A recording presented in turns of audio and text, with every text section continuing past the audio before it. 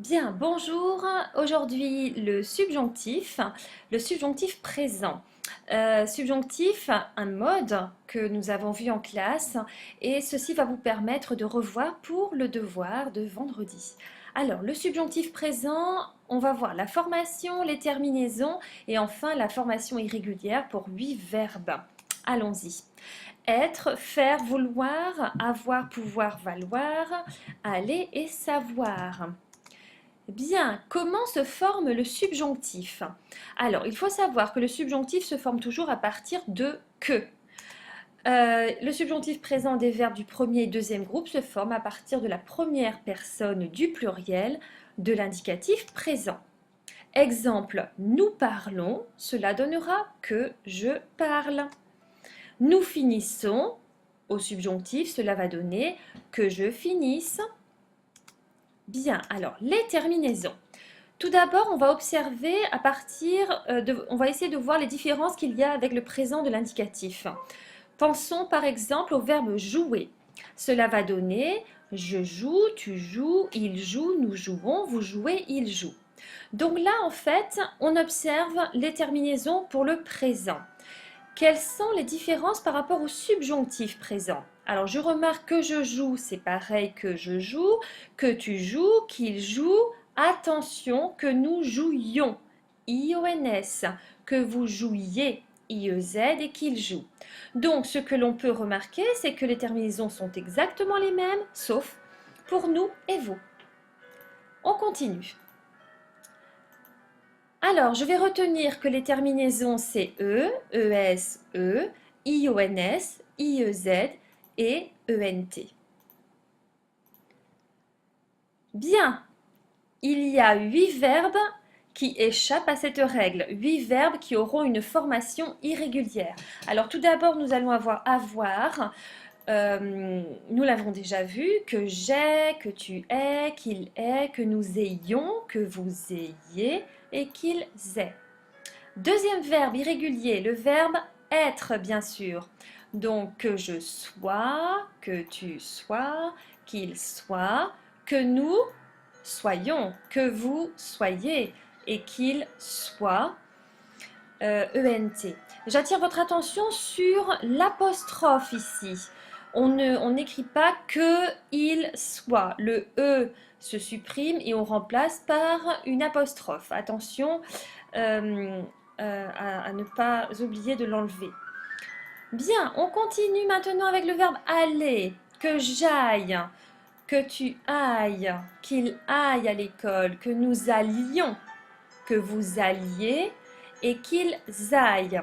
Alors, petite remarque, regardez bien, le i a disparu pour la première personne du pluriel et la deuxième personne du pluriel. D'accord? On ne dit pas que nous aylions, non, que nous allions. Donc le i disparaît. Ensuite, alors nous avons le verbe faire. J'aimerais que tu fasses tes devoirs, par exemple. Qu'il fasse, que nous fassions, que vous fassiez, qu'il fasse. Attention, ce verbe est très courant. On l'utilise dans la conversation tous les jours, à la fois à l'oral, mais également dans l'expression écrite. Bien, un verbe pouvoir, que je puisse, que tu puisses. J'aimerais que tu puisses faire tes devoirs, qu'il puisse, que nous puissions, que vous puissiez, qu'il puisse, ENT. Alors, on en est au cinquième verbe, savoir, que je sache, que tu saches, qu'il sache, que nous sachions. Et je retrouve à chaque fois mes terminaisons, IONS, que vous sachiez et qu'il sache, ENT. Dernier, non pas dernier verbe, l'avant-dernier, valoir, que je vaille, que tu vailles, qu'il vaille, que nous, alors attention, que nous valions. On supprime le i et on supprime un l, la prononciation valions, que vous valiez et qu'il vaille. Très bien. D'ailleurs, valoir se conjugue comme falloir. Ensuite, nous avons vouloir, que je veuille, que tu veuilles, qu'il veuille, que nous voulions. Vous voyez la différence? Il y a le radical change. Que vous vouliez et qu'il veuille. Bien, alors les verbes les plus fréquents qui sont suivis par le subjonctif, nous allons avoir vouloir, exemple, je veux que tu aies une bonne note. Il va y avoir souhaiter également, exemple, je souhaite que vous appreniez le subjonctif, je souhaite que vous regardiez ce podcast. Et il faut que vous écoutiez plusieurs fois ce podcast. Donc ce sont vraiment les trois verbes les plus couramment utilisés avec le subjonctif. Les particularités pour penser et croire. Alors, je pense que c'est possible. On remarque que c'est à la forme affirmative et du coup, le mode utilisé, c'est l'indicatif. Regardez bien ce qui se passe si maintenant je transforme la phrase à la forme négative. Je ne pense pas que ce soit possible. Donc, quand on a le verbe penser à la forme affirmative, c'est suivi de l'indicatif. Et quand c'est à la forme négative, c'est suivi du subjonctif. Bien, la même chose pour croire. Exemple, je crois qu'elle a raison.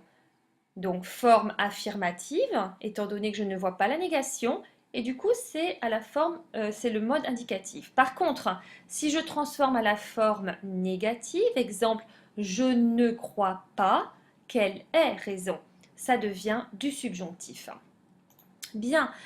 Quoi d'autre? La dernière chose, c'est que quand on a des formulations toutes faites, il est plus adjectif plus que, systématiquement, nous mettrons du subjonctif. Exemple, il est indispensable que vous preniez. Donc on a bien la formulation il est plus l'adjectif plus que. Deuxième exemple, il est normal que vous soyez fatigué.